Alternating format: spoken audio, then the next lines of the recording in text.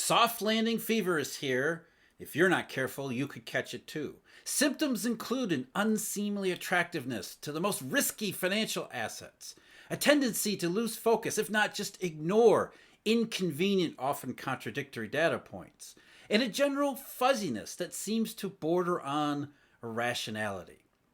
Of course, soft landing fever and the idea of a soft landing isn't necessarily irrational. It simply looks at the situation very differently in this fog of this transition globally in macro conditions as well as markets between what used to be expansion and what is likely to be recession.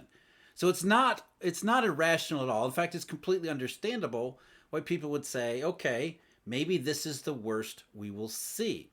Now, the current soft landing fever is based on primarily three major points in the three biggest global economies. The first one is the US and the US labor market. The labor market data seems especially resilient. Therefore, maybe the worst we'll experience is a slowdown. We'll get the payroll data this week, ADP, jobless claims, those things, those data points too. So we'll save that for later. The second one, of course, China reopening. Xi Jinping has come to his senses and stopped sentencing entire cities and regions into lockdowns, and has said we're going to let the Chinese economy free. And if you believe that lockdowns and pandemic politics are the reasons behind China's lethargy over the last couple of years, its malaise, the growing danger internally in that economy, then letting China's economy come back and removing the restrictions sounds like a legit plan to get back on track. And of course, as China goes, so does much of the rest of the world. So is there cause to be optimism there? Perhaps, though the initial signs are probably too mixed. China released their PMIs for the month of January, the first real restriction-free month in a while, free COVID month in a while. And while they showed a massive change from the awful numbers in December, they looked a lot like June when we saw China reopening after Shanghai just fizzle out relatively quickly. So even markets were a little bit unenthused about number two. But what I really want to focus on today is the third point, for what I hope will be very clear reasons in a moment. The third point is, of course, Europe has dodged Putin's noose. The energy crisis that everybody had feared last year has failed to materialize, or at least in terms of specifically electricity, energy, those types of price pressures. They have abated since peaking around September and October, leading to, so far, a rebound in confidence, which many have interpreted as, that's it, Europe has dodged a bullet. And if Europe has dodged a bullet, what does that mean for the rest of the world? We combine that with U.S. labor market strength, purportedly, China rebounding. It looks like all of that fuss and bother last year, this talk of global recession, maybe it was overblown. In fact, as I mentioned last week, Germany's government forecast for this year that there would be no recession. As Economy Minister Robert Habeck, still don't know if I'm saying that correctly, but I'm going to call it Habeck anyway, he said there are no signs of a significant recession, which many observers have long considered inevitable.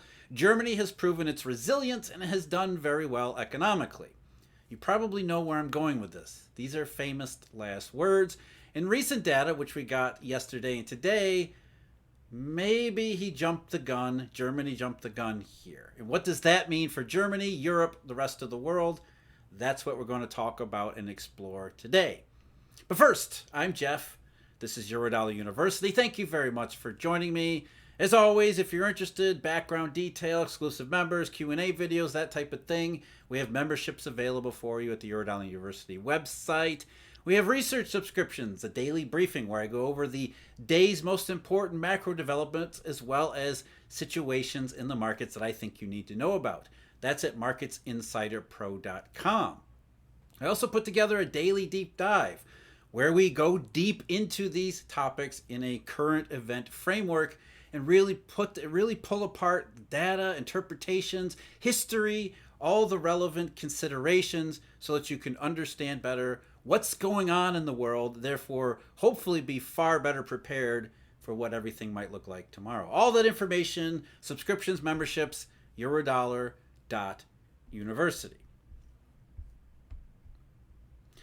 I think one of the biggest problems with soft landing fever is simply one of impatience, believe it or not.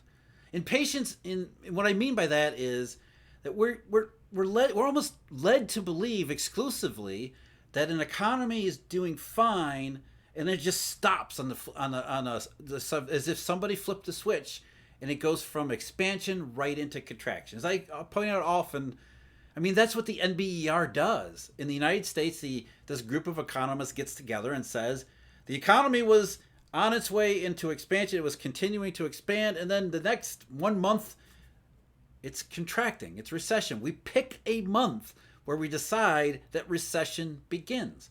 But that's not actually how these things work. There is always this transitionary period. And during that transitionary period, I can say words. During that transitionary period, what happens? What we often find is instability, volatility. But instability and volatility, especially in the form of macroeconomic accounts, can make it look like the economy fell off and then came right back. But then it'll fall off again and maybe it comes back, but maybe it doesn't. So we go through this unstable period that can look very ambiguous in terms of data. Plus, people being impatient. And by people, I don't just mean the general public. I mean politicians, I mean economists, and above all, policymakers who seem to believe the same thing. If the recession didn't show up yesterday, it's probably not going to show up at all. This recency bias that dominates mainstream and public opinion. And public opinion, which is drawn from these central bankers and economists working at various governments, employing these econometric models, which the public probably has a feeling but doesn't know for sure. They don't work all that well. The assumptions that go into them never seem to pan out because, number one, they don't use market data. Market data is excluded from these econometric models mostly, and where market data is employed, it's often in a very small, insignificant way. It's not given the weight of consideration that it really deserves. So let's turn to Europe and Germany in terms of data. Today we got European GDP, which many people are sighing relief again. According to Eurostat, quarterly GDP in the fourth quarter of last year was at least positive. The smallest, slimmest positive, 0.12% quarter over quarter. That's not an annual rate, that's a quarterly rate in real terms. So a smallest tiny little positive, no negative, which again feeds this idea that Europe is managing, it's resilient, it's avoiding the worst possible case scenario. GDP obviously has been slowing all year, so 0.12% is the slowest since the first quarter of 2021. 1.9% year over year, which was also the slowest since the first quarter of 2021. So from the perspective of the data, you see that it's coming down, it's slowing and slowing. And if it continues to slow, obviously there's nowhere left except for negative numbers. But the Germans, as well as many who have caught soft landing fever, say, yes, we can see the slowdown, but that's the worst it will be. It won't get any worse. The worst is behind us. And if the worst that we ever got, if the worst that Europe got was 0.12% GDP, that's not so bad given all of the myriad factors, negative pressures, headwinds as economists call them, that had been facing Europe and the global economy.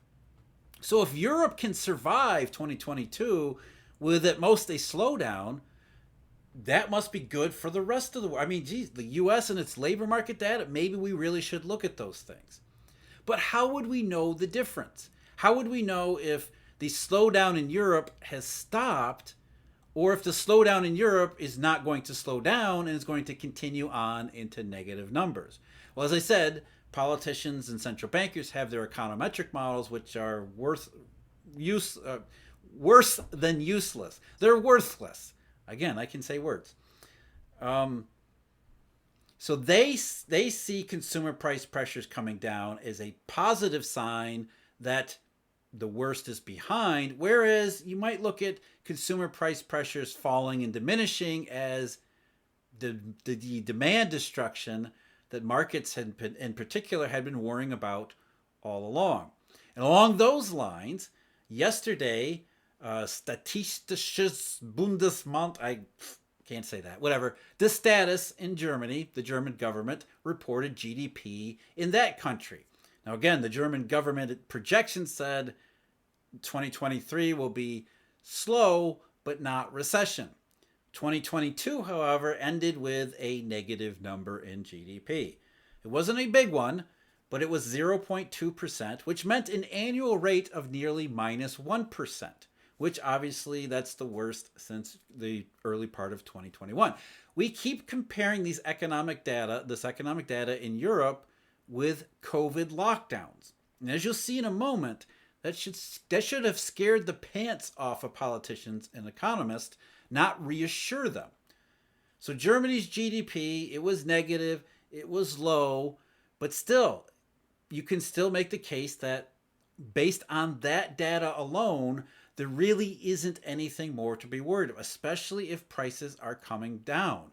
Less energy price pressures on businesses as well as consumers, maybe that will give the European and German economy enough room to breathe. And as it breathes, it can finally let out and expand and begin to recover. The opposite side of that is that the German economy, as prices were going up, the European economy, as prices were going up, the US economy, the Chinese economy, Japanese economy, as prices were going up, they already went up too far and the damage is already done. That is the counterpoint to the soft landing fever. It is the antidote to the soft landing fever. If you think that when consumer prices turned around, they did so not because central banks engineered a soft landing ahead of us, but because the economy and prices went too far above, too far ahead, too painful, that it created the worst case scenario, which is demand destruction. And we absolutely do see that. And we absolutely do see it in Europe. And we absolutely even more see it in Germany. Again, German finance minister, Mr. Habeck, says, I see the German economy as being resilient. He should have chatted with the status again before writing that report.